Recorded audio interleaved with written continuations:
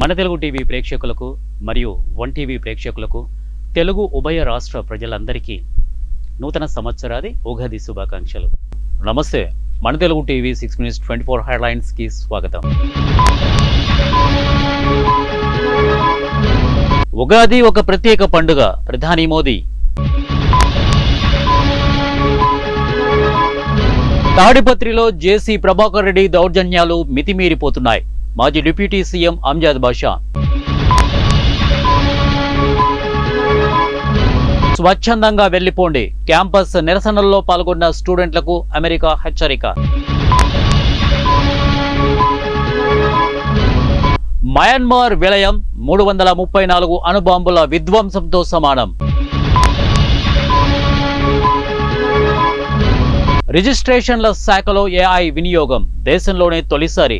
ఇక అవినీతికి చెక్.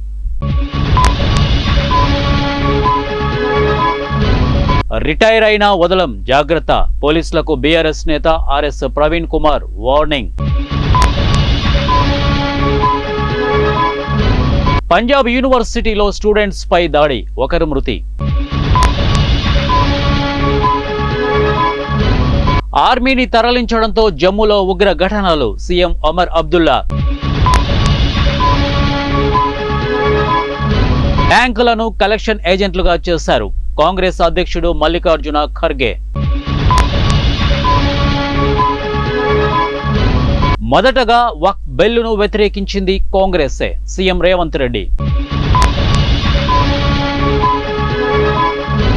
అవినీతి ఆరోపణల కేసు, 16 ఏళ్ల నిరీక్షణ, నిర్దోషిగా హైకోర్టు మాజీ జడ్జి.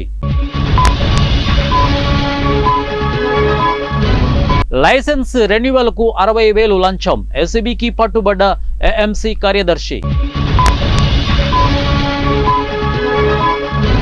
ఏపీలో నేడు P4 కార్యక్రమం ప్రారంభం, 20 లక్షల మంది పేదలకు మేలు.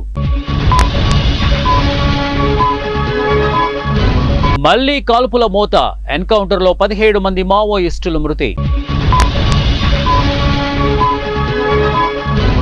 క్రికెట్ బెట్టింగ్ ముఠా గుట్టురట్టు, దంపతులు అరెస్ట్. కేంద్రంలో మరో 20 ఏళ్లు బీజేపీనే, కేంద్ర హోంశాఖ మంత్రి అమిత్ షా ధీమా.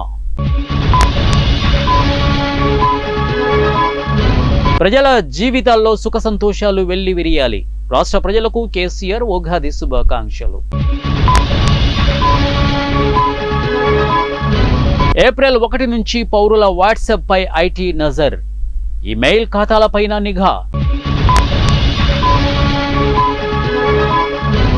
మా నాన్న చెట్లను క్షమాపణ కోరేవారు, రాష్ట్రపతి ద్రౌపది ముర్ము. కౌంటర్ టికెట్లు ఆన్లైన్లో రద్దు చేసుకోవచ్చు, రైల్వే మంత్రి అశ్విని వైష్ణవ్. సొంత టెలికాం టెక్నాలజీ ఉన్న టాప్ 5 దేశాల్లో భారత్ ఒకటి, కేంద్ర మంత్రి సింధియా. యూనస్ ప్రభుత్వ కూల్చివేతకు కుట్ర, షేక్ హసీనాపై కేసు.